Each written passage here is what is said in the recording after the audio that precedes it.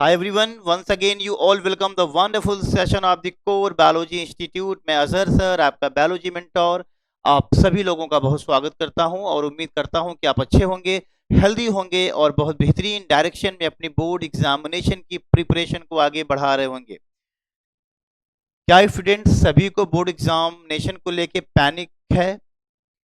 बिल्कुल पैनिक नहीं होना चाहिए आपको, क्योंकि कोर बायोलॉजी के इस प्लेटफॉर्म पर मैं बायोलॉजी की एक सीरीज लेके आ रहा हूँ। इस पूरे सीरीज में हर एक चैप्टर का मैं आपको वन शॉट नोट्स प्रोवाइड कर दे रहा हूँ, जो कि पूरे चैप्टर को कवर अप करेगा। ये वन शॉट नोट्स जो आपका होगा, हो सकता है कि 1 आवर में खत्म हो या उससे थोड़ा सा ज्यादा भी टाइम कंज्यूम कर सकता है। तो कोर बायोलॉजी के इस प्लेटफॉर्म पर आप बायोलॉजी की कंप्लीट प्रिपरेशन कर सकते हो हमारे साथ। तो आप जुड़िए कोर बायोलॉजी से और पूरे बायोलॉजी की कंप्लीट स्टडी करिए विथ गुड नोट्स। मैं आपको एक अच्छा नोट्स भी प्रोवाइड करूंगा जो आपके एग्जाम के लिए हेल्पफुल होने वाला है। तो ये एक लंबी सीरीज है, लगभग में 1 घंटे की। बिना टाइम को गवाए प्यारे बच्चों, आइए इस सीरीज की शुरुआत करते हैं। प्यारे बच्चों, आप जैसा कि देख पा रहे हो कि चैप्टर नंबर 6 है ये, और ऐसे देखा जाए तो चैप्टर नंबर 1 है बायोलॉजी का। और इस चैप्टर का जो है नाम क्या है? Life process. क्या नाम है स्टूडेंट? चैप्टर का नाम आप देख पा रहे हो भाई, क्या है? Life processes. ठीक है, life processes. First of all मैं आपको समझा दूं कि इस पूरे बोर्ड एग्जामिनेशन में, जो कि आपका फेब में शुरू होना है, इस चैप्टर का वेटेज जो है 6 मार्क्स का है। कितने मार्क्स का है स्टूडेंट? 6 मार्क्स का है। तो एक अच्छा खासा वेटेज, एक अच्छा खासा इंपॉर्टेंस ये चैप्टर रखता है आपको बोर्ड एग्जाम में मार्क्स दिलाने के लिए। तो इसमें क्या क्या टॉपिक इंपॉर्टेंट होने वाली है, कहाँ से क्वेश्चन बोर्ड एग्जाम में बन सकते हैं, मैं सब कुछ समझाऊंगा स्टूडेंट। लेकिन देखिए, पेशेंस का होना बड़ा जरूरी है। धैर्य रखेंगे, कॉपी और पेन अपने साथ में रखिए। पूरे नोट्स को आप अपने मेरे साथ साथ लिखना शुरू कर दें और समझना भी शुरू करें। ठीक है, चलिए देखते हैं। देखिए लिखा लाइफ प्रोसेस क्या होता है प्यारे बच्चों। देखिए लिखा the process that are necessary for organism to stay alive. एक ऑर्गेनिज्म को जिंदा रहने के लिए, ठीक है, जिन चीजों की आवश्यकता होती है प्यारे बच्चों, है ना, एक तरीके से देख लें तो उसमें क्या क्या शब्द आएंगे। देखिए, कोई भी लिविंग बॉडी है वो न्यूट्रिशन करेगा, रेस्पायरेशन करेगा। जैसे प्यारे बच्चों मैंने कहा कि यहां पर एक कोई लिविंग है, यहां पर प्यारे बच्चों एक कोई लिविंग बॉडी है। Just minute wait students, just minute wait प्यारे बच्चों। यहां पर कोई क्या है स्टूडेंट्स? लिविंग बॉडी है। तो ये लिविंग बॉडी क्या करेगी? ये लिविंग बॉडी न्यूट्रिशन करेगी। ये इसका जो है मेन क्राइटेरिया है लाइव रहने के लिए। ये लिविंग बॉडी क्या करेगी प्यारे बच्चों? रेस्पायरेशन करेगी। लिविंग बॉडी क्या करेगी? रेस्पायरेशन भी परफॉर्म करेगी। ठीक है, and this living body perform cell division भी करेगी प्यारे बच्चों। क्या करेगी? सेल डिवीजन भी परफॉर्म करेगा। और ये लिविंग बॉडी है तो मैं कह दूं रिप्रोडक्शन भी परफॉर्म करेगा। तो यू नो दैट प्यारे बच्चों, इतना तो आप समझ गए यहां से कि कोई लिविंग बॉडी के जो इंपॉर्टेंट कैरेक्टरिस्टिक्स फीचर्स क्या होते हैं।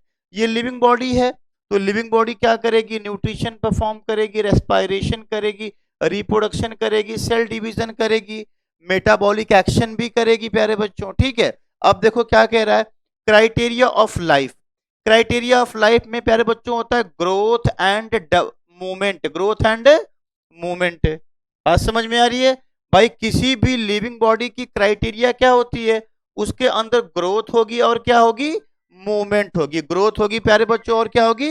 मूवमेंट होगी। ठीक है, अब आइए देखते हैं प्यारे बच्चों न्यूट्रिशन क्या होता है भाई। देखिए ये सब बड़े स्मॉल क्वेश्चंस यहां से एग्जाम में नहीं आएंगे, लेकिन बेस यहीं से आपका शुरू होगा। ठीक है, तो थोड़ा सा फोकस करके मेरी बात को सुनने का प्रयास करें। ठीक, the process in which an organism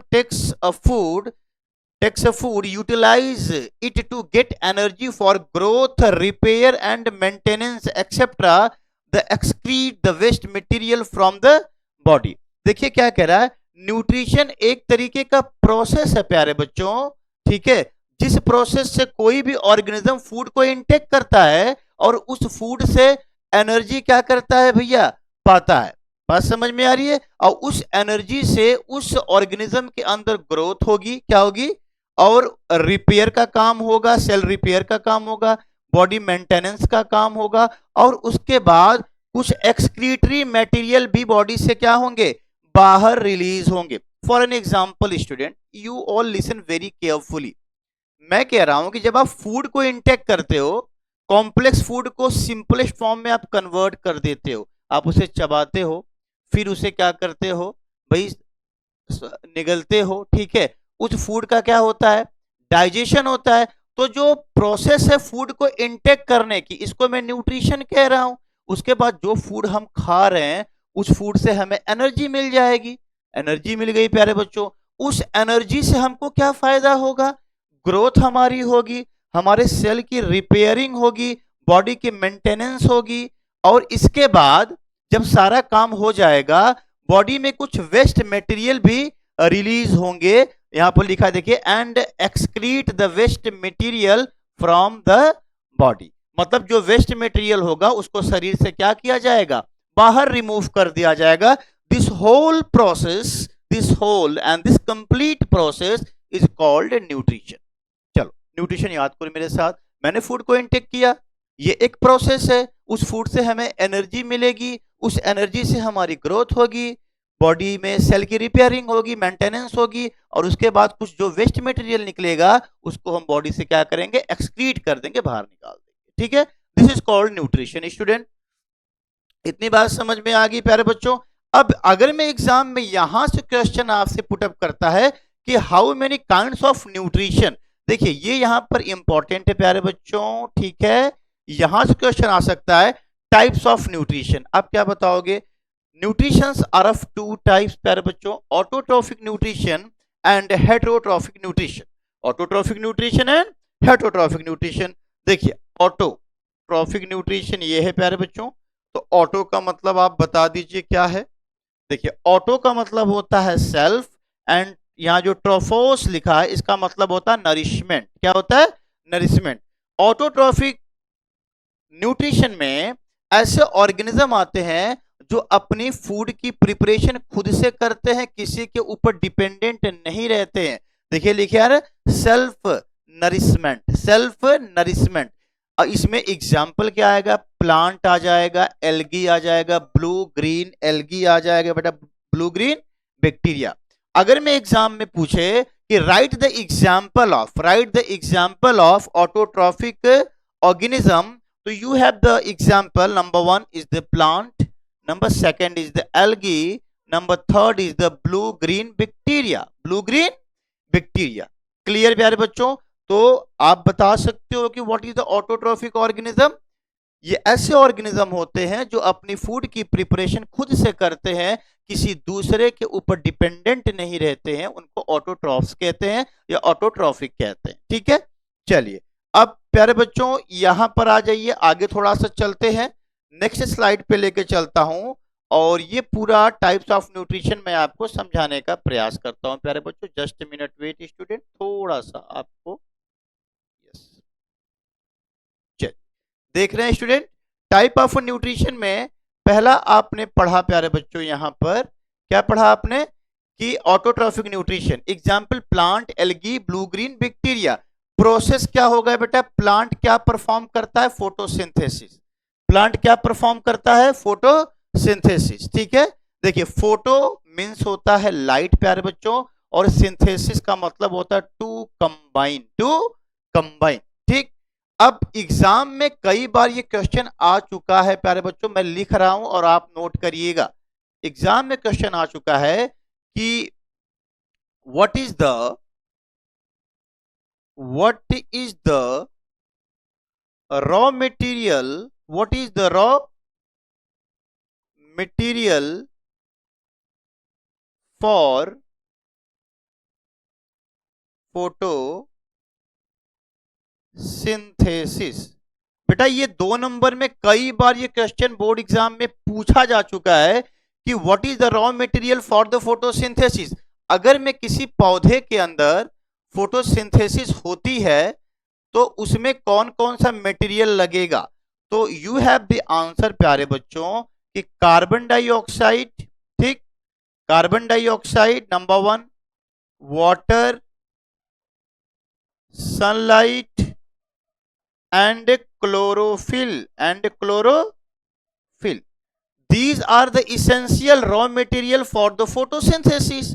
आप जो ये मटेरियल यहां पर देख पा रहे हो प्यारे बच्चों, ये मटेरियल फोटोसिंथेसिस के लिए क्या होते हैं? इंपॉर्टेंट होते हैं. तो these are the raw material for the photosynthesis. Clear हो गया? अगर मैं एग्जाम में आपसे क्वेश्चन पूछता है कि बताइए कि फोटोसिंथेसिस के लिए रॉ मटेरियल क्या क्या होते हैं, number 1 is the carbon dioxide, number 2 is the water, number 3 is the sunlight and number 4 is the chlorophyll. प्यारे बच्चों, क्या आप बता सकते हो कि हमारे एटमॉस्फेयर में कार्बन डाइऑक्साइड का परसेंटेज कितना है? There is the very less amount of the carbon dioxide in our atmosphere. हमारे एटमॉस्फेयर में कार्बन डाइऑक्साइड का परसेंटेज केवल कितना है प्यारे बच्चों? 0.03 टू 0.04% कार्बन डाइऑक्साइड हमारे एटमॉस्फेयर में प्रेजेंट है. क्लियर? ये वाला क्वेश्चन कर लेंगे एग्जाम में आप. डन? डन कर दें इसको. चलिए भाई, डन कर दिया आपके कहने से, डन. ठीक है, चलिए. अब प्यारे बच्चों, अब यहां पर एक इक्वेशन लिखा है. क्या लिखा है? इक्वेशन. देखिए मेरी बात सुनिएगा, क्योंकि ये वन शॉट रिवीजन है, लेकिन इस वन शॉट रिवीजन में कंप्लीट प्रिपरेशन कराऊंगा और टाइम के अंदर. ठीक है, चलिए देखिए यहां पर ध्यान से.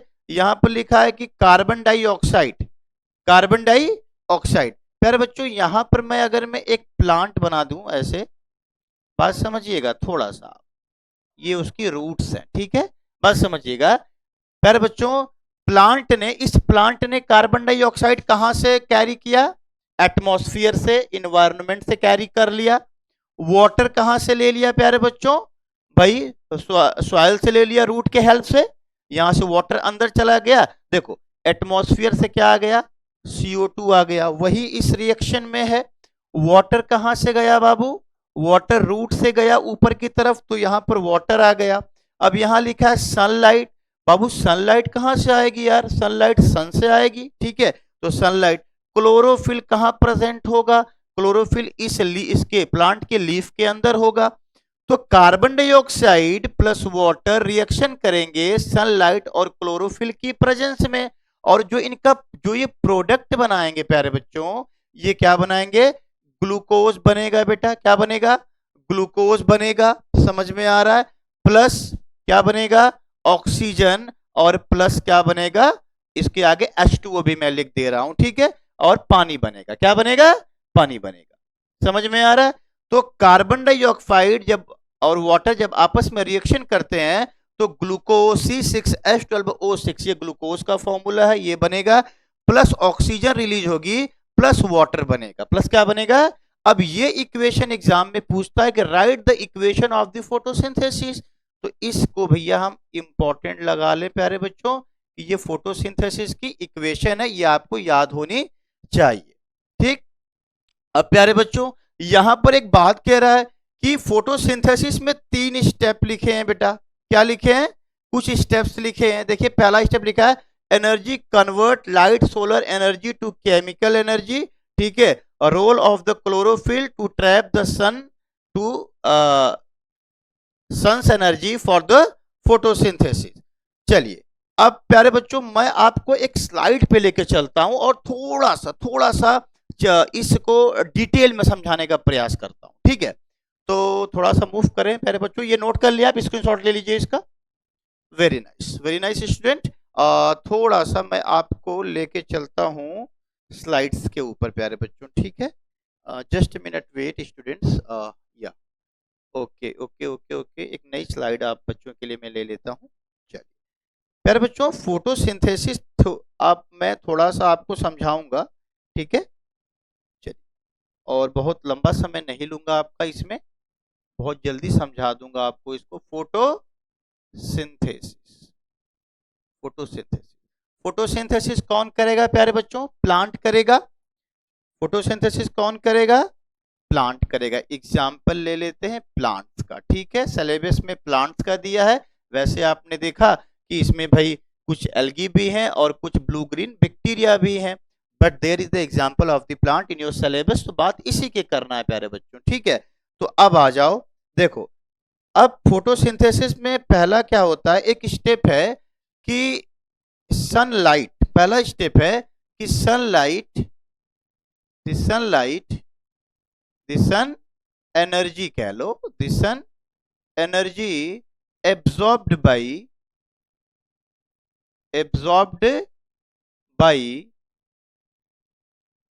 क्लोरोफिल,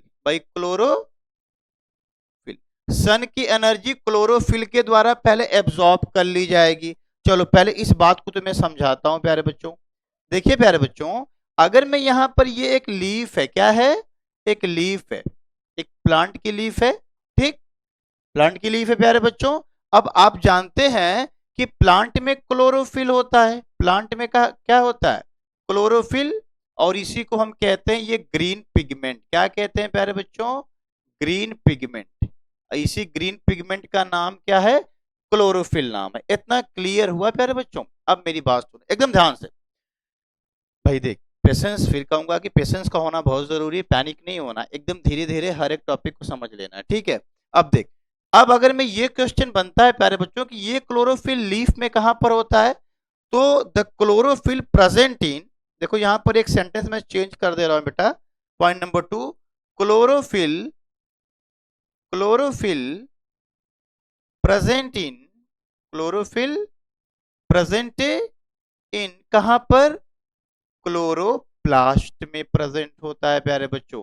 अब इतना तो आप जानते हो कि सर लीफ में क्लोरोफिल होता है, लेकिन ये क्लोरोफिल एक्चुअल में ऐसे एक स्ट्रक्चर है क्लोरोप्लास्ट, ठीक है, क्या है बेटा, क्लोरोप्लास्ट। तो जो ये क्लोरोप्लास्ट है उसके अंदर क्लोरोफिल है, क्लोरोप्लास्ट के अंदर क्लोरोफिल है। तो अब यहां पर देख लो थोड़ा सा, अब यहां पर देख लो प्यारे बच्चों, मैं ऐसा बोलूं कि ये स्ट्रक्चर जो है, एक स्ट्रक्चर मैं ड्रॉ कर दिया और इसको मैं बोल रहा हूं कि ये है आपका क्लोरोप्लास्ट, ये क्या है, क्लोरोप्लास्ट। समझ में आ रहा है। तो बाबू क्लोरोप्लास्ट में कुछ इस तरीके के स्ट्रक्चर पाए जाते हैं, क्वाइन लाइक स्ट्रक्चर, जैसे एक के ऊपर एक सिक्का आप रख दीजिए, ठीक है, ये देखो, ये इस तरीके से प्यारे बच्चों, इस तरीके से कुछ स्ट्रक्चर मिलता है और इसको कहते हैं प्यारे बच्चों हम ग्रैना, क्या कहते हैं, ग्रैना। और एक रहेगा तो हम थैलेक्वाइड कहते हैं, क्या कहते हैं, थैलेक्वाइड। तो अभी आप डिटेल पढ़ना नहीं है, इसको बस थोड़ा सा समझा दे रहा हूं। और प्यारे बच्चों दोनों के बीच में एक कनेक्शन है और इस कनेक्शन को हम बोलते हैं क्या, लैमिली, क्या बोलते हैं, लैमिली।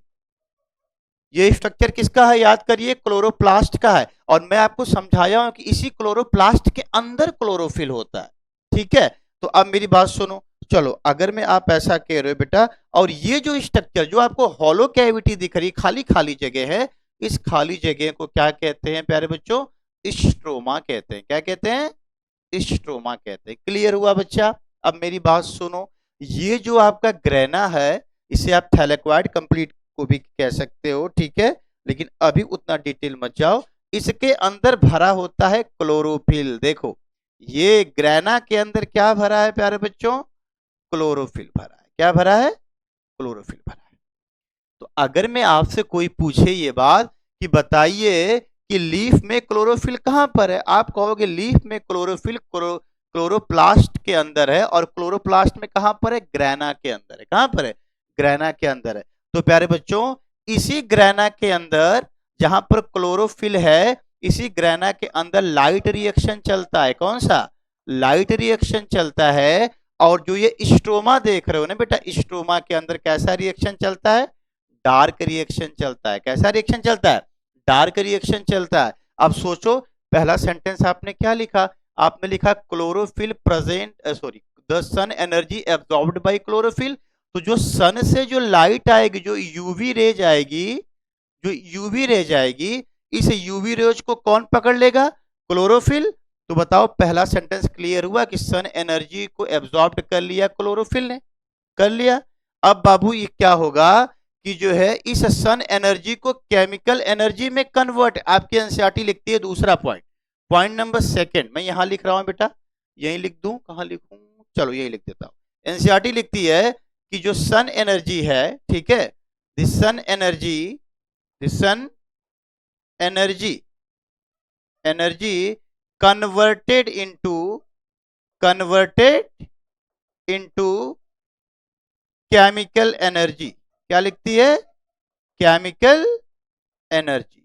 आपकी एनसीईआरटी सेकंड पॉइंट में लिखती है फोटोसिंथेसिस के कि सन एनर्जी को केमिकल एनर्जी में कन्वर्ट कर दिया जाता है और वाटर मॉलिक्यूल को स्प्लिट कर दिया जाता है H2 प्लस O2 के फॉर्म में।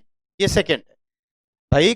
फोटोसिंथेसिस की इक्वेशन क्या कहती है student, carbon dioxide plus water in the presence of UV rays plus chlorophyll, है ना, और बनता है ग्लूकोज C6H12O6 प्लस वाटर और प्लस ऑक्सीजन प्लस वाटर, बनता तो यही है स्टूडेंट, समझ में आ रहा है। अब बात सुनो, तो यहां पर क्या हो रहा है कि the sun energy converted into the chemical energy, sun energy को केमिकल एनर्जी में हम जब कन्वर्ट करते हैं तो ये वाटर मॉलिक्यूल टूट जाता है किसमें, ऑक्सीजन में, हाइड्रोजन प्लस ऑक्सीजन में, है ना। और थर्ड फोटोसिंथेसिस की जो थर्ड जो जो जो इसका थर्ड पॉइंट है प्यारे बच्चों, वहां पर क्या कहा जाता है कि जो कार्बन डाइऑक्साइड है, जो ये कार्बन डाइऑक्साइड है, इससे ग्लूकोज का फॉर्मेशन किया जाता है, क्या, ग्लूकोज का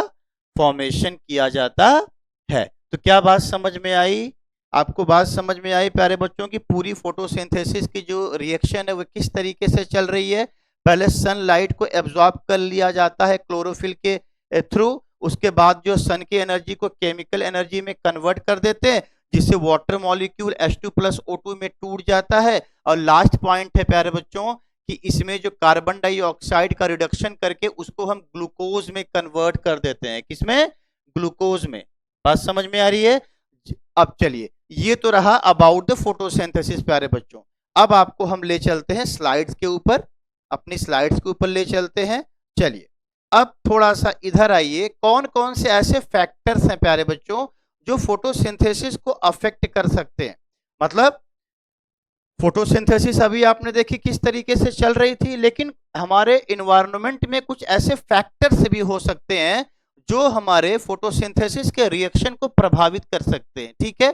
तो क्या हो सकता है, देखो, पहला कार्बन डाइऑक्साइड, ये फोटोसिंथेसिस को अफेक्ट कर सकता है, वाटर भी अफेक्ट कर सकता है, लाइट भी अफेक्ट कर सकता है और टेम्परेचर भी अफेक्ट कर सकता है। प्यारे बच्चों आप मेरी बात समझिएगा थोड़ा ध्यान से, ये ऐसे फैक्टर्स याद कर लीजिए। ये क्वेश्चन ये इंपॉर्टेंट है बेटा, एग्जाम में 2 नंबर में कई बार क्वेश्चन पूछ चुका है कि विच काइंड ऑफ फैक्टर या विच फैक्टर, है ना, क्वेश्चन चलो लिख भी दे रहा हूं, ठीक है, विच फैक्टर, ठीक है, affect, which factor affect the photosynthesis, है ना, which factor affect the photosynthesis. कौन कौन से ऐसे फैक्टर हैं जो फोटोसिंथेसिस को अफेक्ट करते हैं। Number 1 is the carbon dioxide. भाई कार्बन डाइऑक्साइड अगर में एटमॉस्फेयर में नहीं होगी तो फोटोसिंथेसिस एकदम नहीं होगी। वाटर, बेटा वाटर अगर में कम है तब भी प्रॉब्लम है, अगर में वाटर ज्यादा हो गया तब भी प्रॉब्लम हो जाएगी, प्लांट सूख जाएगा। लाइट की इंटेंसिटी अगर में ज्यादा हो गई तब भी प्रॉब्लम है प्यारे बच्चों, कम हो गई तब भी प्रॉब्लम है। टेम्परेचर अगर में एटमॉस्फेयर का बढ़ गया तब भी फोटोसिंथेसिस की रेट अफेक्ट हो सकती है। तो these are the responsible factor, है ना, और ये सारे फैक्टर हैं जो फोटोसिंथेसिस के रेट को प्रभावित कर सकते हैं। एग्जाम में 2 नंबर के लिए तैयार रहिए इस क्वेश्चन के लिए प्यारे बच्चों, ठीक, क्लियर। चलिए अब मूव करते हैं अगले टॉपिक की तरफ, जहां पर है कि इवेंट। देखिए इवेंट मैंने आपको यहां पर पढ़ा दिया, अब जो मैं यहां, जस्ट मिनट वेट प्यारे बच्चों, कोई बात नहीं है, इवेंट मैंने आपको पढ़ाया और ये बात तो भैया आप गांठ बांध लो मेरे साथ, यहीं पर इसको ना कहीं पर दिमाग में जो है ना क्या कर लो, इसको इकट्ठा करके रख लो। ये क्वेश्चन यहां से आ सकता है कि इवेंट, देखो यहां पर जो लिखा इवेंट ऑफ फोटोसिंथेसिस, और जब भी इवेंट पूछता है ना एग्जाम में, बच्चा बड़ा मासूम होता है, वो बड़ा खुश हो जाता है, यार फोटोसिंथेसिस तो हम बचपन से पढ़ते आ रहे हैं, क्लास 7, 8, 9, है ना, तो हम 10th में भी लिख देंगे। तो इवेंट में वो लिखेगा कि प्लांट कार्बन डाइऑक्साइड लेता है, वाटर लेता है, सनलाइट, क्लोरोफिल है, ग्लूकोज बना देगा, ये कर देगा, वो कर देगा, ऊपर ऊपर की बात उल्टी सीधी लिख के आएगा। लेकिन यहां पर क्वेश्चन को समझना, इवेंट्स लिखा है, तो इवेंट्स 3 होते हैं, इसमें 3 इवेंट्स आपको याद करना। Number first is the absorption of light energy by chlorophyll, अभी समझाया कि पत्ती के अंदर जो क्लोरोफिल होगा, वो जो यूवी रेज आएगी, अल्ट्रावायलेट जो रेज आएगी, उसको क्या करेंगे, ये क्या करेंगे, एब्जॉर्ब कर लेंगे, पकड़ लेंगे, ठीक है, पहला पॉइंट। दूसरा, conversion of light energy to chemical energy, तो जो ये लाइट एनर्जी यहां पर आई ना, तो ये लाइट एनर्जी है, इस लाइट एनर्जी को किसमें कन्वर्ट कर दिया जा रहा है, केमिकल एनर्जी में। किसमें, केमिकल एनर्जी में, अभी समझाया था यार, ठीक है। और केमिकल एनर्जी में जब कन्वर्ट करते हो तो यार स्प्लिटिंग का मतलब होता है टूट जाना बाबू, क्या होता है, टूट जाना। तो जब ये स्प्लिट होगा, क्या, वाटर मॉलिक्यूल, मतलब पानिया टूटेगा बेटा, किसमें, हाइड्रोजन में टूटेगा और ऑक्सीजन में टूटेगा। ये दूसरा इवेंट हो गया बाबू, बोलो समझ में आया, अरे बिल्कुल आना चाहिए यार। तीसरा, reduction of carbohydrate, carbon dioxide, ठीक है, टू कार्बोहाइड्रेट। प्यारे बच्चों, जब कार्बन डाइऑक्साइड का क्या होगा, रिडक्शन होगा, जब कार्बन डाइऑक्साइड का रिडक्शन होगा तो बनेगा क्या बाबू, ग्लूकोज बन जाएगा, क्या बनेगा, ग्लूकोज बन जाएगा। बात समझ में आ रही है, कार्बन डाइऑक्साइड का रिडक्शन होगा तो ग्लूकोज बन जाएगा। बेटा आप बता सकते हो क्वेश्चन हमको कि प्लांट में फूड किस फॉर्म में स्टार्च जो है स्टोर होता है, आंसर है स्टार्च। ये ग्लूकोज बाद में स्टार्च में कन्वर्ट होगा और स्टोर प्लांट में किस फॉर्म में होगा, स्टार्च के फॉर्म में हो जाएगा, ठीक है। तो इतना, ये तीनों पॉइंट याद कर लीजिए बेटा। इवेंट याद करिए, आईएमपी लगाइए मेरे साथ साथ, आईएमपी लगाइए, और 3 नंबर में इसको एकदम तैयार करिए, लिख के बाबू एकदम तैयार करिए, ठीक है। सुनिए, पहला absorption of light energy by chlorophyll याद करिए। दूसरा, conversion of light energy to chemical energy and splitting of water molecule into hydrogen and oxygen याद करिए। तीसरा बेटा, reduction of the carbon dioxide to carbohydrate, ये वाली लाइन याद करिए, ठीक है बच्चा, क्लियर है। चलिए अब बेटा हम चलते हैं थोड़ा सा गैसियस सेक्शन जहां पर लिखा है, ठीक, गैस यूज। चलिए ये बहुत इंपॉर्टेंट नहीं है, इसका कोई मतलब नहीं है, आगे चलते हैं प्यारे बच्चों। चलिए अब बेटा ऑटोट्रॉफिक न्यूट्रिशन तो आपको मैंने पढ़ा दिया। अब दूसरा जो टॉपिक यहाँ पर बनता है मेरे प्यारे बच्चों, वो बनता क्या है, जस्ट मिनट वेट प्यारे बच्चों, डिस्टर्ब डिस्टर्ब हो जा रहा है भाई, थोड़ा सा साइज कन्वर्ट, ठीक है बेटा, क्लियर है। अब बाबू हम आते हैं हेटरोट्रॉफिक न्यूट्रिशन के ऊपर, कहां आते हैं बच्चा, हेटरोट्रॉफिक न्यूट्रिशन के ऊपर आते हैं, ठीक है। तो यहां पर देखो लिखा है हेटरोट्रॉफिक, बाबू हेटरोट्रॉफिक न्यूट्रिशन, ऐसे इसमें ऐसे ऑर्गेनिज्म आते हैं जो अपने फूड के लिए किसी दूसरे ऑर्गेनिज्म के ऊपर डिपेंडेंट होते हैं, इससे ऐसे ऑर्गेनिज्म को हेटरोट्रॉफ्स कहते हैं या तो हेटरोट्रॉफिक कहते हैं, ठीक है। तो देखो लिखा है हेटरोट्रॉफिक न्यूट्रिशन क्या होता है बेटा, हेटरो का मतलब अदर, एंट्रोफोस अभी पढ़े हो क्या, या नरिशमेंट, क्या है, नरिशमेंट, समझ में आ रहा है जी।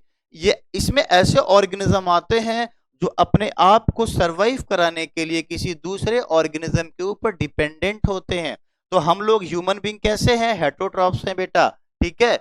भाई ऐसा थोड़ा ही ना कि हम ऐसे खड़े हैं, हमारे सर पे जो है क्लोरोफिल है और सन की लाइट आई, अंदर खाना अपने से बन रहा है तो हम ऑटोट्रॉफ्स हो जाते हैं, ऐसा तो ठीक है, ऐसा नहीं है, ऐसा प्लांट्स के अंदर होता है प्यारे बच्चों, ठीक है। अभी देखो ये एनिमल्स हेटरोट्रॉफ्स में आएंगे, प्लांट्स लैकिंग लिखा है, lacking chlorophyll like fungi, chlorophyll like fungi, ठीक है। तो प्यारे बच्चों हेटरोट्रॉफ्स में क्या आएंगे, एनिमल्स आएंगे, प्लांट लैक करेंगे वहां पर क्लोरोफिल लाइक फंजाई, कुछ फंजाई भी हेटरोट्रॉफ्स में आते हैं प्यारे बच्चों।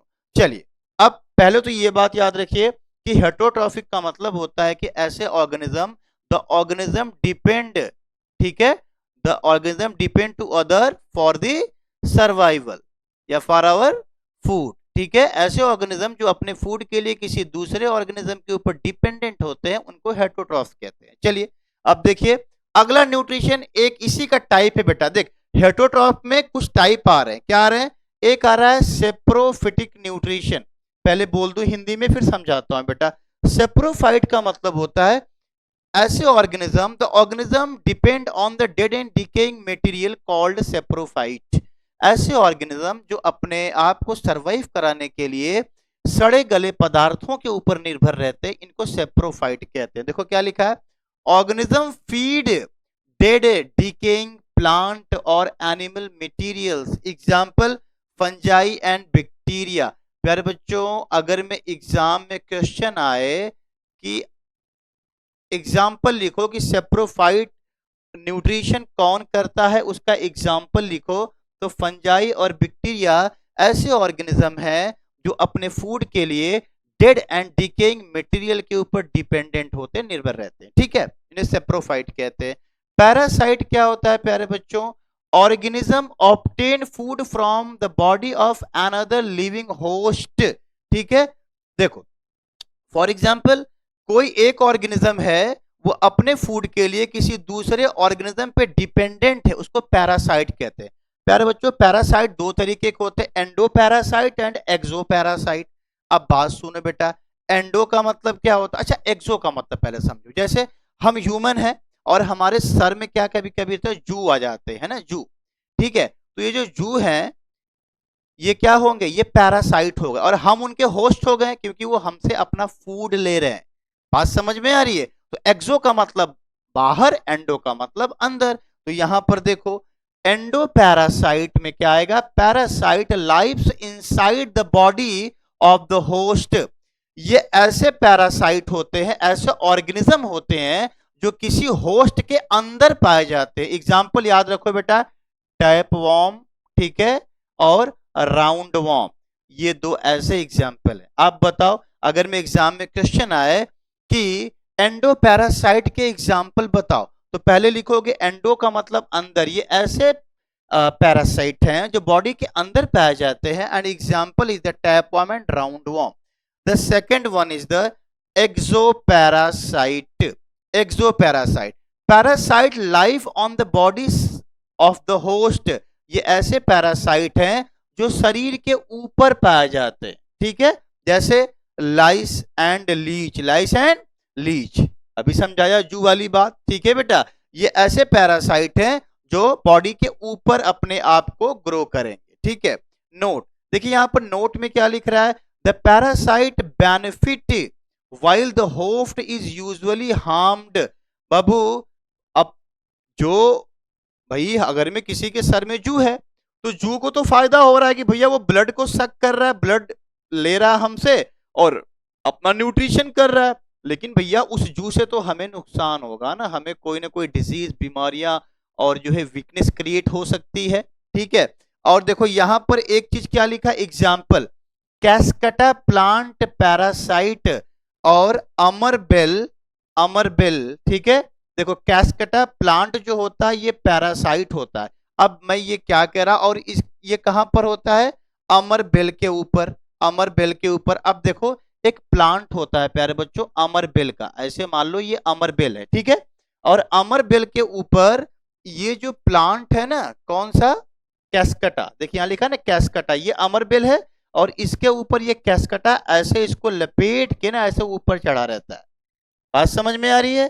तो इसमें क्या हो रहा है भाई, देखो इसमें क्या हो रहा है, ये भी पैरासाइट है। अब कैस्कटा को तो फायदा हो रहा है ना, कैस्कटा को क्या हो रहा है? फायदा हो रहा है, वो इस अमरबेल से अपना न्यूट्रिशन ले रहा है भाई, तो कैस्कटा क्या हो गया? पैरासाइट हो गया। अच्छा यार यहां बड़ा अच्छा एग्जाम्पल लिखा है प्लाज्मोडियम, मलेरिया पैरासाइट है बेटा ये। तो प्लाज्मोडियम कहां पर पाया जाता है? मॉस्किटो के अंदर भैया ना, मॉस्किटो जो फीमेल एनाफ्लीज होती है जो मलेरिया कॉज करती है प्यारे बच्चों। तो ये सारे एग्जाम्पल आपको याद रखना है, ठीक, इसका स्क्रीनशॉट लीजिए प्यारे बच्चों। अब आ जाइए चलते हैं कहां पर? होलोजोइक न्यूट्रिशन के ऊपर। कहां पर? होलोजोइक न्यूट्रिशन के ऊपर। चलिए प्यारे बच्चों होलोजोइक न्यूट्रिशन देखते हैं। देखिए आ जाइए, होलोजोइक न्यूट्रिशन क्या है। प्यारे बच्चों लिखा है कि होलोजोइक न्यूट्रिशन क्या होता है, समझाऊं आपको इसको ध्यान से। देखिए सीरीज बहुत लंबी नहीं करेंगे बेटा, अगर मैं एक ही दिन 2 घंटा आपको पढ़ा दूं तो हो सकता है इतना लंबा लेक्चर आप अंडरस्टैंड ना कर पाओ, ठीक है। तो मैं इस सीरीज को अभी मैं देख रहा हूं कितना समय इसमें कंज्यूम होता है, नहीं तो इस सीरीज को हम 2 पार्ट में क्रिएट जो है कर देंगे, पार्ट 1 एंड पार्ट 2। तो अभी मैं समय जो देख पा रहा हूं प्यारे बच्चों, अभी समय हो गया 35 मिनट्स नियर अबाउट, ठीक है। तो 10-10 मिनट्स और लूंगा, ठीक है। चलिए यहां पर देखिए ध्यान से, होलोजोइक न्यूट्रिशन क्या होता है प्यारे बच्चों, organism mostly animal take in whole food and then digest into the smaller particle with enzyme, amoeba, paramecium, animal and human being. चलो प्यारे बच्चों, अगर मैं एग्जाम में क्वेश्चन आए कि विच एनिमल्स या which organism perform holozoic nutrition, मैं क्वेश्चन लिखूं प्यारे बच्चों, अगर मैं एग्जाम में आए कि which animal which animals perform which animal perform holozoic nutrition, ठीक है। यू हैव द आंसर प्यारे बच्चों, क्या आंसर है आपके पास यार, बिल्कुल होना चाहिए। तो आप कहोगे amoeba, paramecium, animal and human beings are the organism that perform the holozoic nutrition. ये सारे के सारे ऐसे ऑर्गेनिज्म हैं जो होलोजोइक न्यूट्रिशन को परफॉर्म करते हैं। तो बाबू होलोजोइक में कुछ स्टेप्स आती हैं, देख अब ये बाबू स्टेप जो मैं यहां पर तुमको थोड़ा डार्क, एकदम डार्क कर देता हूं, ये जो स्टेप ये यहां, ठीक, चलिए यहां स्टेप बाबू एकदम इसको जो है ना, एकदम एक जस्ट मिनट वेट मेरे प्यारे बच्चों, जस्ट मिनट, तुमको एक इसको मैं चार्ट दे दे रहा हूं, ये देख रहे हो प्यारे बच्चों, ये लाइन, ये लाइन जो मैंने डार्क किया है ना, इसको एकदम रट लो कि होलोजोइक में क्या क्या आना है बेटा, इंजेक्शन आना है। पहला पॉइंट क्या आएगा इसमें, the first point is the first point is, मैं कलर चेंज करता हूं, the first point is the injection, taking of food को इंजेक्शन कहते हैं। दूसरा डाइजेशन, इसमें क्या होता है, ब्रेकिंग होता है किसका, कॉम्प्लेक्स फूड का, किस फॉर्म में, सिंपलेस्ट एंड एब्जॉर्बेबल फॉर्म में होता है, ठीक है। तीसरा एसिमिलेशन, ठीक है, तीसरा क्या होता है, एसिमिलेशन होता है। और बेटा इसमें एक पॉइंट अगर में मिस है, ठीक है, एब्जॉर्प्शन, ठीक है। इसमें जो है चौथा आप यहां पर लिख लीजिएगा, चौथा यहां पर आप पॉइंट ऐड करिएगा, तो एसिमिलेशन तो यहां पर हो गया, और चौथा लिखिएगा प्यारे बच्चों क्या, एब्जॉर्प्शन, क्या लिखिएगा, एब्जॉर्प्शन, ठीक है। और पांचवा होगा इजेशन, पांचवा क्या होगा, इजेशन। तो अगर मैं एग्जाम में क्वेश्चन करता है कि होलोजोइक न्यूट्रिशन में कितने टाइप्स की प्रोसेसेस है, कि कौन कौन सी प्रोसेस से होलोजोइक न्यूट्रिशन परफॉर्म होता है, तो यू हैव द आंसर प्यारे बच्चों, इजेशन, डाइजेशन, एसिमिलेशन, इंजेशन। प्यारे बच्चों एक बात बताऊं, आपके सिलेबस में अमीबा का जो न्यूट्रिशन दिया हुआ है, अमीबा का जो न्यूट्रिशन है वो कई बार एग्जाम में आ चुका है, और amoeba it is the also perform the holozoic nutrition, that is the that there is the example of amoeba. तो अमीबा भी होलोजोइक न्यूट्रिशन को परफॉर्म करता है। तो अब क्या मैं आपको अमीबा की प्रोसेस थोड़ा सा समझा दूं, ठीक है। और उसके बाद आपके सिलेबस में क्या दिया हुआ है, ह्यूमन का दिया हुआ है, हम लोगों का दिया हुआ है, इसको पढ़ लेंगे सेकंड नंबर पर। तो first of all we study about the amoeba. चले प्यारे बच्चों लेके अमीबा पे, आपको डन, क्लियर है, याद करो। होलोजोइक न्यूट्रिशन में कितनी process, 5। Number 1 injection, digestion, assimilation, absorption and injection, clear. चलिए तो थोड़ा सा आपको स्लाइड पे लेके चलता हूं मेरे प्यारे बच्चों, जस्ट मिनट वेट, इसको कीप कर देते हैं प्यारे बच्चों, इसको हटाना पड़ेगा, इसको हटा दे प्यारे बच्चों, नोट कर ली, स्क्रीनशॉट ले लीजिएगा इसका प्लीज आप सभी लोग। चलिए तो अब एक नई स्लाइड लेते हैं आपके लिए प्यारे बच्चों, ठीक है। चलिए तो यू नो दैट प्यारे बच्चों कि चलो इसको हम कैसे समझते हैं, न्यूट्रिशन इन अमीबा, ठीक है, nutrition in amoeba, nutrition in amoeba. आओ देखते हैं बेटा, अमीबा कैसा ऑर्गेनिज्म है बेटा, अमीबा जो है यूनिसेलुलर है, अमीबा कैसा है? यूनिसेलुलर है, ठीक है, बहुत टाइनी है बेटा, बहुत टाइनी है, ठीक है। और दिखेगा कहां पर? विजिबल कहां पर होगा ये बाबू? विजिबल कहां पर होगा? इन माइक्रोस्कोप ओनली, इन माइक्रोस्कोप। विजिबल कहां पर होगा ये? माइक्रोस्कोप में विजिबल होगा, ठीक है। बात समझ में आ रही है? अब चलो, अब इसका साइज कैसा होता है? अमीबा है, मैं सेकंड पॉइंट नोट करूं आपके लिए। अमीबा जो होता है, अमीबा कैसा होता है? अमीबा है इरेगुलर, ये पॉइंट बहुत इंपॉर्टेंट है बेटा। इरेगुलर, इरेगुलर अमीबा है, इरेगुलर शेप एंड साइजेस, ठीक है। No definite shape of no definite shape of amoeba. Amoeba का साइज इरेगुलर होता, उसके पास कोई डेफिनिट शेप नहीं होता है प्यारे बच्चों। जैसे ह्यूमन के पास 2 हाथ है, 2 पैर है, आईज है, नोज है, और इंपॉर्टेंट ऑर्गन्स है ना। तो यू नो दैट कि आपका एक डेफिनिट शेप है, सभी ह्यूमन के पास लगभग में ये डेफिनिट शेप है। लेकिन हम इसको चेंज नहीं कर सकते कि भैया पैर ऊपर कर लो और हाथ नीचे कर लो, एक सर जो है नीचे चला गया, ये पैर से ऊपर, मतलब पैर सर से चल रहे हो, ऐसा पॉसिबल है क्या ह्यूमन में? क्योंकि हमारा शेप डेफिनिट है, वो बदल नहीं सकता। लेकिन ये अपने शेप को किसी भी फॉर्म में कन्वर्ट कर सकता है, बदल सकता है। जैसे देखो मैं आपको समझा रहा हूं।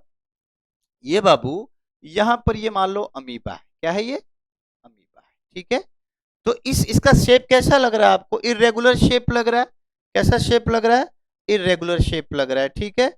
और देयर इज द स्यूडोपोडिया प्यारे बच्चों। इसको क्या बोलते हैं? जो ये आप देख पा रहे हो ना प्यारे बच्चों, इसको हम बोलते हैं स्यूडोपोडिया। क्या बोलते हैं? स्यूडोपोडिया, या फॉल्स फूट भी कहते हैं। क्या कहते हैं इसको? फॉल्स फूट कहते हैं। तो इसी से ये फूड को कैप्चर करता है। मान लो ये वाटर के अंदर है बेटा, और वाटर के अंदर फूड यहां पर आया, यहां पर फूड आ गया इसका भाई। अब अमीब, एक बार एग्जाम में क्वेश्चन आया था, what is the food of, एक बार क्वेश्चन आया था, यहां लिख दे रहा हूं। एक बार एग्जाम में क्वेश्चन आया था कि what is the food of what is the food of amoeba. तो बाबू अमीबा तो खुद एक यूनिसेलुलर ऑर्गेनिज्म है, तो इसका फूड क्या होगा? हाथी को खाएगा? अरे भैया ये खुद एक यूनिसेलुलर ऑर्गेनिज्म है, तो मतलब इसका फूड है टाइनी ऑर्गेनिज्म या माइक्रो ऑर्गेनिज्म। जो छोटे ऑर्गेनिज्म होते हैं उसको योग क्या करता है? खाता है। तो एक नंबर का क्वेश्चन था, कंफ्यूज कर रहा था। हम सोचे यार कि अमीबा क्या खाता होगा, बिरयानी, चिकन, पुलाव है कि जो है भाजी रोटी, ऐसा कुछ थोड़ा ही ना होता। बात समझ में आ रही है? ये जो क्या खाता है भैया, ये टाइनी ऑर्गेनिज्म को खाता है, क्योंकि ये खुद टाइनी है, माइक्रो ऑर्गेनिज्म है बाबू। तो अमीबा का साइज इरेगुलर हो गया और स्यूडोपोडिया से फूड को पकड़ लिया। तो बाबू जब फूड को पकड़ा, अब देख यहीं से एकदम बाबू ध्यान से देख, मेरी बात सुन एकदम। और इसी भाई होलोजोइक न्यूट्रिशन ये परफॉर्म करता है। चल लिख दे रहा हूं, होलोजोइक ही तू समझ रहा है। आज आज होलोजोइक पढ़ ले, एग्जाम में लॉन्ग में आता है ये 4 नंबर में, छोड़ना नहीं एग्जाम में, ठीक है। अब देख ये बाबू होलोजोइक में क्या होगा? पहली प्रोसेस होती है इंजेशन। क्या होती है? इंजेशन। इसमें इंजेशन में क्या होता है? फूड को कैप्चर कर लेना, फूड को पकड़ लेना। देख फूड यहां पर पकड़ा गया, किसके थ्रू? स्यूडोपोडिया के थ्रू। इसे इंजेशन कह देंगे। हो गया बेटा। चलो दूसरा डायग्राम में आ जाओ बाबू। तो थोड़ा डायग्राम छोटा करता हूं बेटा, नहीं तो फिर बन नहीं पाएगा पूरा। दूसरे डायग्राम में अगर में हम आते हैं प्यारे बच्चों, तो ये देखो अब फूड कहां पर आ गया। देखो इसके अंदर यहां पर वैक्यूल है। क्या है ये वैक्यूल है। ये क्या है? थोड़ा सा, ये क्या है? वैक्यूल है, ठीक है। ये वैक्यूल है बेटा। अब सुनो, ये जो वैक्यूल है, जो फूड यहां से आया, ये फूड अब कहां चला गया? जो उसी कलर से करता हूं आपको समझ में आएगा। ये फूड आ गया वैक्यूल में, अमीबा के वैक्यूल में ये फूड आ गया बेटा।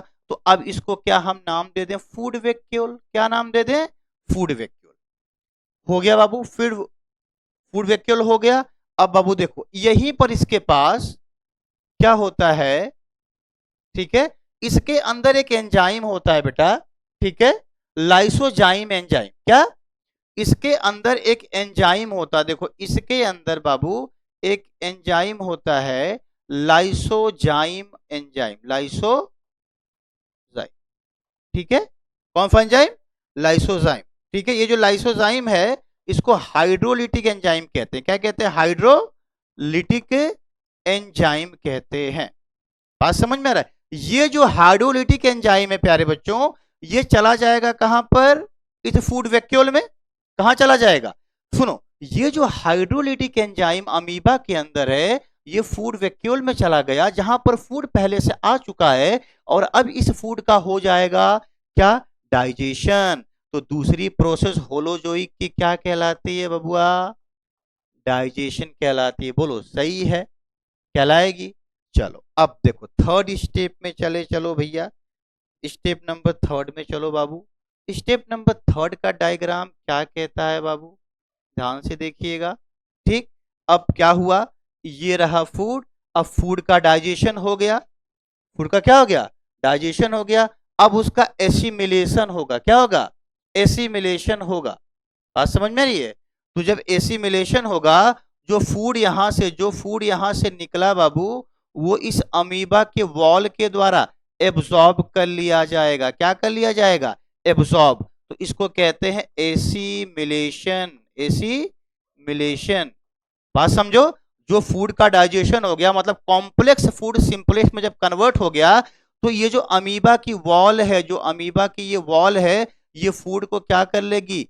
ये फूड को कैप्चर कर लेगी, ठीक है। अब देखो क्या होगा यहां पर प्यारे बच्चों, जब यहां पर फूड अमीबा की वॉल कैप्चर कर लेगी, जो अगला प्रोसेस है उसको कहते हैं एब्जॉर्प्शन। क्या कहते हैं? एब्जॉर्प्शन। अब बाबू एब्जॉर्प्शन में क्या होगा? ध्यान से देखो, पूरा फूड जो है, जो कि इसके वॉल के पास है, इसको पूरे अमीबा के बॉडी में ट्रांसपोर्ट कर दिया जाएगा, फैला दिया जाएगा। तो इसको क्या कहते हैं? एब्जॉर्प्शन कहते हैं। क्या कहते हैं? एब्जॉर्प्शन। क्लियर है?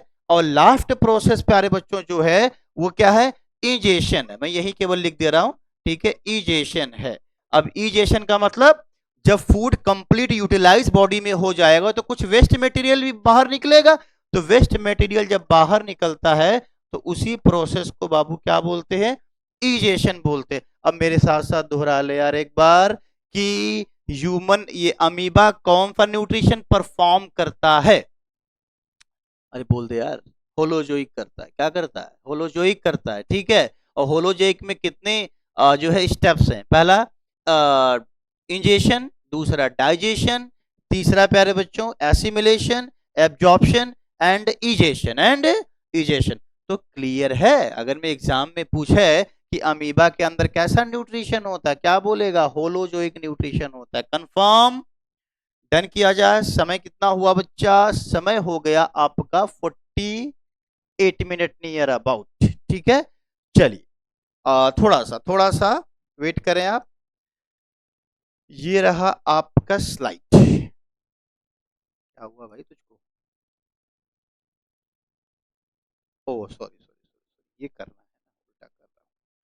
चलिए अब बाबू ह्यूमन के न्यूट्रिशन में आ जाओ, ठीक है। चलो ह्यूमन के न्यूट्रिशन में क्या है भाई? तो ह्यूमन भी कैसा न्यूट्रिशन परफॉर्म करता है? ह्यूमन भी होलोजोइक न्यूट्रिशन परफॉर्म करता है प्यारे बच्चों। ह्यूमन कैसा न्यूट्रिशन परफॉर्म करता है?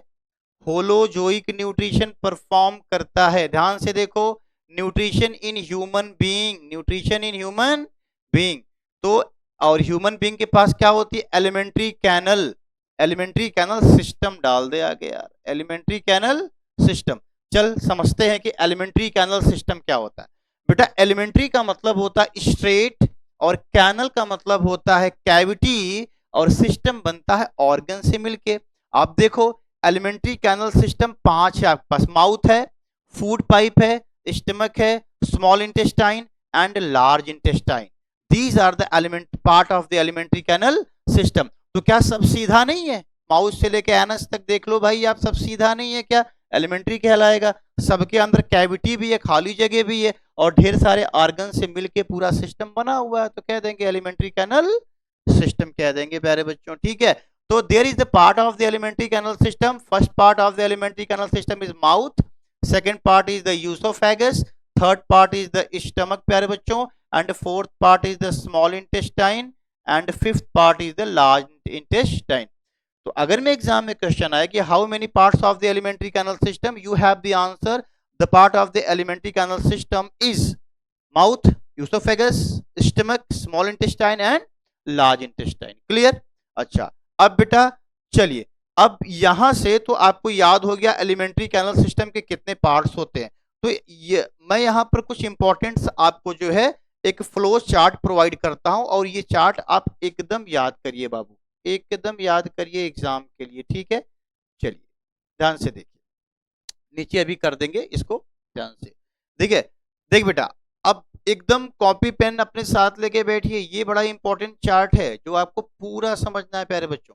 देख, एक ऑर्गन है आपका पहला एलिमेंट्री कैनल सिस्टम का, ये फर्स्ट पार्ट है, पहला एलिमेंट्री कैनल सिस्टम, ऐसे समझा दे रहा हूं, ये ज्यादा इफेक्टिव मेथड है, और ये डायग्राम वाला, ठीक है, चार्ट वाला। तो ये माउथ पहला एलिमेंट्री कैनल सिस्टम का पार्ट है बेटा। माउथ के अंदर एक ग्लैंड होती, नाम है सैलिवरी ग्लैंड। क्या नाम है? देखिए माउथ है, यहां पर एक ग्लैंड है बाबू, नाम है सैलिवरी ग्लैंड, और उस ग्लैंड से कौन सा एंजाइम निकलेगा? Salivary amylase. जैसे हम कोई अच्छी चीज देखते हैं ना तो मुंह में पानी आता है, वो सलाइवा होता है, जिसे थूक कहते हैं, ठीक है? और जो सलाइवा होता है, उस सलाइवा के अंदर बाबू क्या होता है? ये एंजाइम होता है सैलिवरी अमाइलेज, ठीक है? और ये करता क्या है? ये कन्वर्ट करता स्टार्च को शुगर में बदल देता है। तो कितना आसान चार्ट है यार, आप बता कैसे समझेगा भैया? ठीक है, कि माउथ आपका एलिमेंट्री का पहला पार्ट, और इस पहले पार्ट में एक ग्लैंड नाम है सैलिवरी ग्लैंड, ये सैलिवरी ग्लैंड एक एंजाइम निकाल देती नाम है सैलिवरी अमाइलेज, और ये एंजाइम करता क्या है कि ये स्टार्च को शुगर में कन्वर्ट कर देता है यार, आप बताओ, ठीक है? याद हो जाएगा बाबू।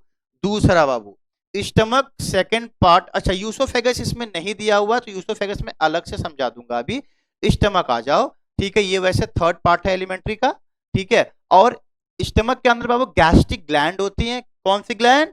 आपके पेट के अंदर कौन सी ग्लैंड होती है? गैस्ट्रिक ग्लैंड होती है। और ये गैस्ट्रिक ग्लैंड करती क्या है? गैस्ट्रिक जूस निकालती है, और इसके अंदर हाइड्रोक्लोरिक एसिड निकालती है। चलो याद करो, कोई पूछेगा गैस्ट्रिक ग्लैंड क्या करते हैं, क्या बोलेगा? गैस्ट्रिक जूस निकालेंगे और हाइड्रोक्लोरिक एसिड रिलीज करेंगी बाबू, ठीक है? दो काम इनका। और क्या होगा? अब देखो, गैस्ट्रिक जूस और हाइड्रोक्लोरिक, इन दोनों का काम क्या? Kill the harmful bacteria that enters with the food.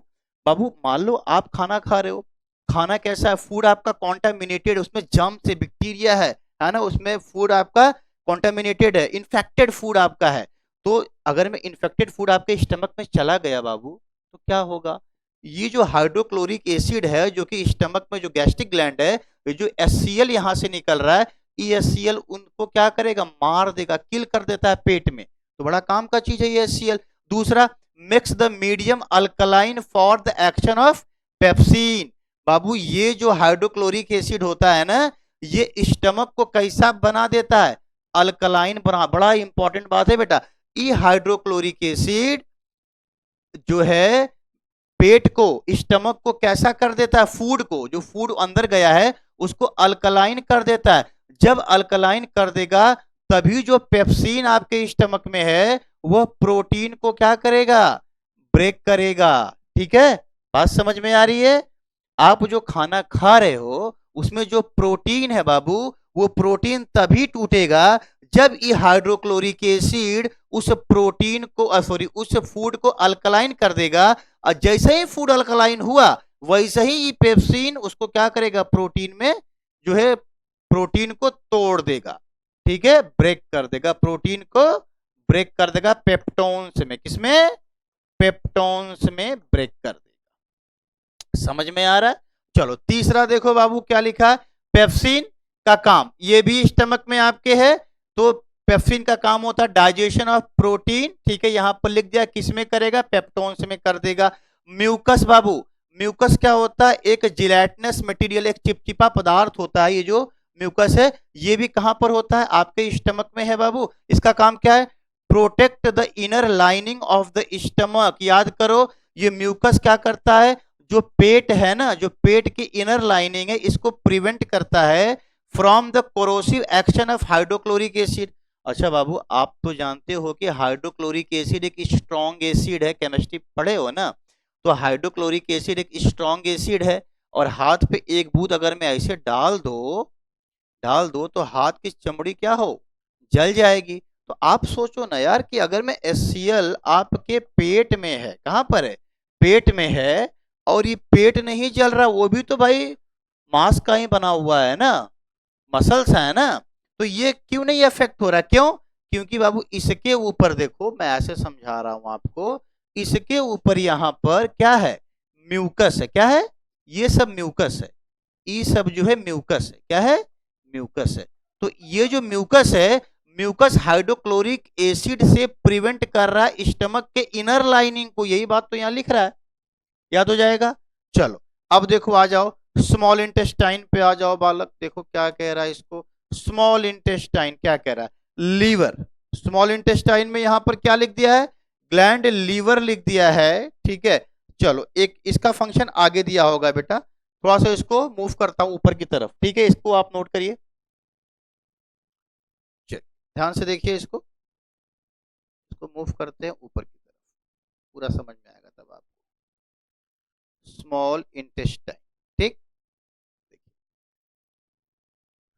देखिए पहले तो ये समझिए, ये स्मॉल इंटेस्टाइन ये भी एलिमेंट्री का पार्ट है बेटा, ये भी स्मॉल इंटेस्टाइन भी किसका पार्ट है, एलिमेंट्री कैनल का पार्ट है, और ये चौथा पार्ट है एलिमेंट्री का। लेकिन पहले यहां पर लीवर देखिए क्या कह रहा है, लीवर एक इंपॉर्टेंट ग्लैंड है बेटा, देखो लीवर एलिमेंट्री का पार्ट नहीं है, ये एसेसरी ग्लैंड है, क्या है, लीवर क्या है, एसेसरी ग्लैंड है, मतलब डाइजेशन में हेल्प तो करती है, लीवर डाइजेशन में हेल्प तो करता है, लेकिन एलिमेंट्री का पार्ट नहीं। Biggest gland of our body, हमारे शरीर की सबसे बड़ी ग्लैंड कौन सी होती है, लीवर। वजन कितना होता है बाबू, 1.5 किलोग्राम, वजन कितना होता है, 1.5 किलो, और ब्राउन कलर का होता है, रेडिश एंड ब्राउनिश कलर का, ठीक है। देखो इससे क्या निकलता है, बाइल जूस, लीवर क्या निकालता है, बाइल जूस। अब बाबू समझो, बाइल जूस क्या करता है, देखो बाइल जूस क्या करता है बाबू, मिक्स द मीडियम एसिडिक, ये मीडियम को क्या करेगा, एसिडिक कर देगा, पहली बात। For the action of pancreatic enzyme, for the action of pancreatic enzyme, बाबू आपने पढ़ा होगा पैंक्रियाज एक लीफ लाइक स्ट्रक्चर होता है, लीफ लाइक स्ट्रक्चर होता है पैंक्रियाज, ये भी कैसा ऑर्गन होता है बाबू, एसेसरी ऑर्गन होता है, ये भी एलिमेंट्री का पार्ट नहीं है, लेकिन डाइजेशन में हेल्प करता है। पैंक्रियाज का नाम सुना आपने, तो देखो पैंक्रियाज से क्या निकलता है बाबू, ये ट्रिप्सिन, पैंक्रियाज ट्रिप्सिन निकालता है, और पैंक्रियाटिक अमाइलेज, ठीक है, पैंक्रियाटिक अमाइलेज निकालता है। अब मेरी बात सुनो बाबू, अब सुनो, जब जो है लीवर से बाइल जूस निकला, बाइल जूस ने क्या किया, खाने को एसिडिक बना दिया, तभी जाके जो ये पैंक्रियाटिक एंजाइम है, मतलब ये दो कौन से, नंबर 1 ट्रिप्सिन और पैंक्रियाटिक अमाइलेज, ये फूड का क्या करेंगी, डाइजेशन। जैसे भाई खाना मान लो कहाँ गया, खाना इंटेस्टाइन में गया, अगर में कहाँ गया, इंटेस्टाइन में गया, और कह रहा है कि यार पहले मीडियम को एसिडिक करो तभी हम काम करेंगे, नहीं तो काम नहीं करेंगे। देखो वही काम हो रहा है कि लीवर से जो बाइल जूस निकला बाबू, वो क्या किया कि फूड को एसिडिक कर दिया, और एसिडिक होते हैं जो पैंक्रियाटिक एंजाइम पे ट्रिप्सिन और पैंक्रियाटिक अमाइलेज काम करना शुरू कर दिया। अब क्या होगा, देखो break down of the large fat molecules into the smaller globules so that the enzyme can act upon them. बाबू ये काम सुन लो, बाइल जूस का काम होता है फैट इमल्सिफिकेशन का, क्या होता है, फैट इमल्सिफिकेशन। बाइल जूस किसको ब्रेक करती है, फैट को तोड़ती है बेटा, फैट के मॉलिक्यूल्स को ब्रेक करती है, बात समझ में आ रहा है। और ट्रिप्सिन किसको तोड़ता है, यही नोट कर लेना, ट्रिप्सिन प्रोटीन को ब्रेक करता है, समझ में आ रहा है। और पैंक्रियाटिक अमाइलेज किसको तोड़ता है, स्टार्च को तोड़ता है, बात समझ में आ रही है। अब देखो, अब यहां लिखा है पैंक्रियाज, वही बात देख जो मैं लिखा हूं, पैंक्रियाज, पैंक्रियाटिक जूस है, पैंक्रियाटिक अमाइलेज निकालेगा, ट्रिप्सिन निकालेगा, लाइपेज। अब बाबू देख यहां से बचवा एग्जाम के लिए एकदम क्वेश्चन बनेगा, देख मैं फिर से इसको तेरे लिए डार्क कर रहा हूं, ठीक है, ये देख, ये जो पूरा चार्ट है यहां से क्वेश्चन बनेगा बाबू। देख पैंक्रियास से क्या है, क्या क्या निकलेगा, नंबर 1 पैंक्रियाटिक जूस, ठीक है, पैंक्रियाटिक अमाइलेज भी निकलता है, फिर ट्रिप्सिन निकलेगा और लाइपेज निकलेगा। तो बाबू पैंक्रियास से जो पैंक्रियाटिक जूस निकलता है, ये क्या करेगा, कार्बोहाइड्रेट को ग्लूकोज में कन्वर्ट करता है, ठीक है। और इसमें जो लिखा है अमाइलेज, क्या लिखा है, पैंक्रियाटिक अमाइलेज है ये, ठीक है। तो जो मैंने यहां पर लिखा था पैंक्रियाटिक अमाइलेज, कार्बोहाइड्रेट को ग्लूकोज में ये कन्वर्ट करता है, ठीक है। और यहां पर क्या लिखा है, ट्रिप्सिन, क्या लिखा है बाबू, ट्रिप्सिन कन्वर्ट करेगा प्रोटीन को अमाइनो एसिड में, क्या अमाइनो एसिड समझते हो, लॉन्ग चेन ऑफ प्रोटीन, ठीक है भाई। अमाइनो एसिड क्या होता है, अमाइनो एसिड मिलके ही तो एक प्रोटीन की चेन बनाती है ना बच्चा, ठीक है। तो ये क्या करती है, convert protein two amino acid, ठीक है। ढेर सारी अमाइनो एसिड, देखो ये क्या है, एक अमीनो एसिड है, ये एक अमीनो एसिड है, ये एक अमीनो एसिड है, ये एक अमीनो, ये सब अमीनो एसिड है। तो ढेर सारी अमीनो अमीनो एसिड आपस में मिलके क्या बनाती है, प्रोटीन्स बनाती है, क्या बनाती है, प्रोटीन्स बनाती है, ठीक है। तो ये जो ट्रिप्सिन है ये प्रोटीन को अमीनो एसिड में कन्वर्ट करती है। और लाइपेज क्या करता है बाबू, कन्वर्ट फैट, फैट को तोड़ देता है किसमें, फैटी एसिड और ग्लिसरॉल में, किसमें, लाइपेज क्या करता है, फैट को तोड़ देता है फैटी एसिड में और ग्लिसरॉल में। प्यारे बच्चों ये तो रहा कुछ इंपॉर्टेंट चार्ट आप सभी के लिए। कल जो मैं है ना एक डायग्राम दूंगा एलिमेंट्री कर्नल सिस्टम का, और पूरे डायग्राम से आपको ये सेशन पढ़ा के खत्म करूंगा एलिमेंट्री। और कल का 1 घंटा का और सेशन 2 घंटे में पूरा कंप्लीट चैप्टर रिवाइज करा दूंगा आपको। तो ये जो चार्ट दिया हूं प्रिपेयर करिएगा, कल मिलते हैं। इसी लेक्चर का सेकंड पार्ट लेके आऊंगा बेटा, और पूरे लेक्चर को रिवाइज करके आप रखिएगा, ठीक है। एग्जाम में बाबू अगर मैं आप पूरा लेक्चर पढ़ते हो तो बाबू साइंस में आपका जो है देखिए 30 नंबर का बायोलॉजी आता है, ठीक है। और 30 नंबर में आपके 30 आउट ऑफ 30 आने की कंफर्म गारंटी है बेटा। अब भाई गारंटी टीचर्स थोड़ा ही ना देता है यार, हम कह दिए कि भैया आ जाओ 100% गारंटी है, जैसा कि दीवालों पे लिखा रहता है, ऐसा नहीं होता है। टीचर्स कह दिया भाई, गारंटी क्यों कह रहे, मुझे आप पे भरोसा है कि आपका बोर्ड एग्जाम आ रहा है, आप मेहनत करोगे। भैया बिना मेहनत के कोई गारंटी वारंटी नहीं होती है, ठीक है। वो हम अपने चैनल के लिए बोल दें कि गारंटी है वो अलग बात है, लेकिन जो है गारंटी वारंटी जो पैदा होगी वो तुमसे होगी, हमसे उनसे नहीं होगी, ठीक है। तो गारंटर तुम ही हो, तुम जैसा सोचोगे वही तुम्हारी गारंटी है। तो तुम पॉजिटिव सोचो, मेहनत करो, एनसीईआरटी को पढ़ो, इस नोट्स को पढ़ो, लेक्चर को वॉच करो, गारंटी बन जाएगी, बस सोच पॉजिटिव रखो, ठीक है। कल मिलते हैं इसके सेकंड पार्ट के साथ, तब तक के लिए बेस्ट ऑफ लक प्यारे बच्चों, हार्ड वर्क करते रहे।